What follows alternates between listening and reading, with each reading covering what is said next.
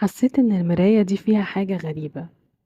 قررت إني مش هصارح عادل، لأن احنا عندنا اعتقاد يعني إن اللي بيبص في المراية كتير بيتجنن. وأخيرا جه نص الليل.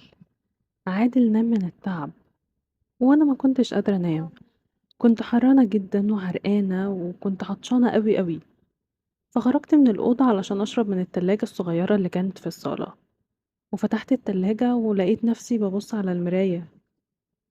بس لقيت حاجة غريبة على ضوء التلاجة الهادي.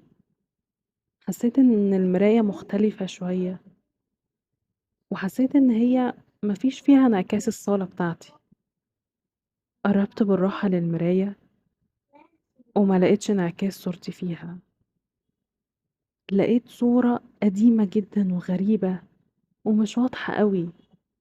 شفت ست، مش أنا.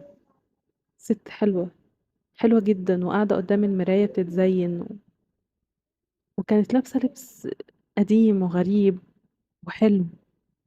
اللبس بتاعها كان فخم جدا، كانت لابسة فستان، وكم الفستان ده كان من الدانتيل، وكان ظاهر وراها ستاير غالية جدا وشكلها برضو حلو.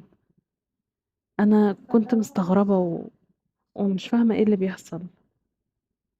وطبعا لأن ضوء التلاجة كان هادي جدا فالصورة ما كانتش واضحة جدا، وأنا كنت مشوشة ومش عارفة أعمل ايه. وبعدين لقيت انعكاس صورتي من جديد. يا ترى ده معناه ايه؟ ايه ده أصلا؟ رجعت للسرير مشوشة ومش فاهمة، ونسيت أشرب أصلا. قعدت أفكر في المشهد اللي شفته في الضلمة كتير جدا، قعدت أفكر كتير لحد ما نمت.